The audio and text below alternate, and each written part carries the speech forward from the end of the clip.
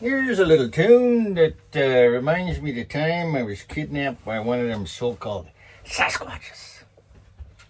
They also go by the names Bigfoot, Skunk Ape, and there's even a cooler named after them that you pretty much need a mortgage for if you want to be able to afford. The story goes back in the day and centers around the wilderness area in British Columbia, Canada. As I recall, it was late in the fall, and after a day of exploring, I was having an evening fire and enjoying a nice slice of my favorite cheesecake. If you want the recipe, you're going to have to ask my wife. It was about that time that I was hitting the back of the head with what appeared to be a very large tree. Given the fact that this tree was the size of a telephone pole, I was clearly knocked unconscious for some time.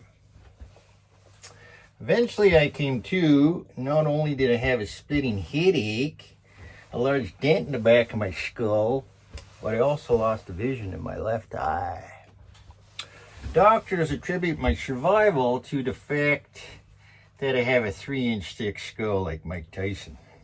So I was able to get on my feet, and towering over top of me was what I would describe as a large creature, probably 2-3 feet higher than an outhouse, so he was a big fella. I would say he was in 8 to 9 feet tall, 500 to 700 pounds, broad shoulders, no neck, and a cone-shaped head. He was clearly agitated due to the fact that I was still alive.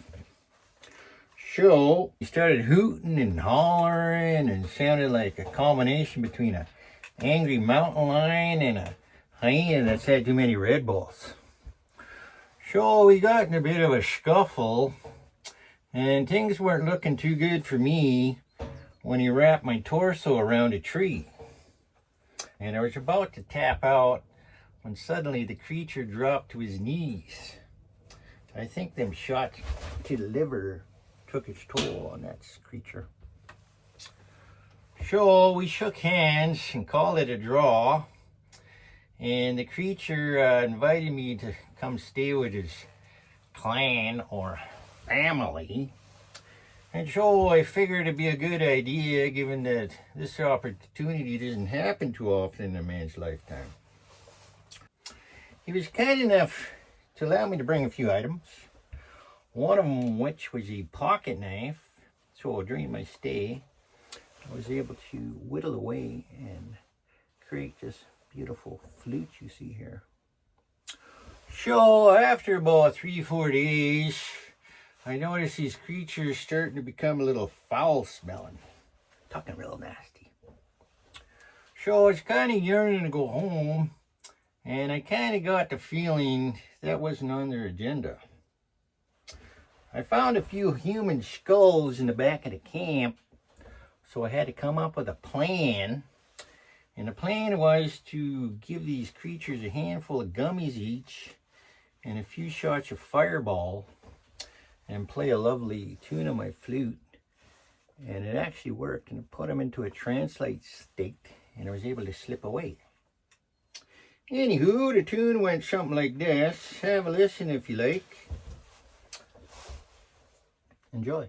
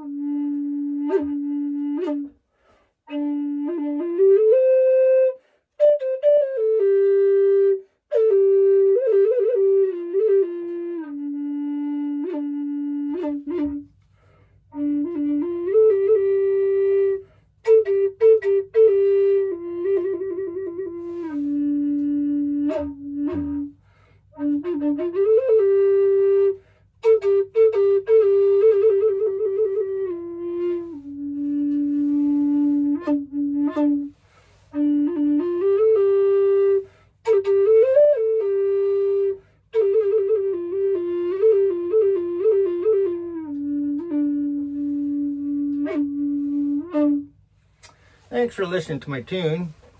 I created a GoFundMe account, which is listed below. And if you wish to donate, be so kind.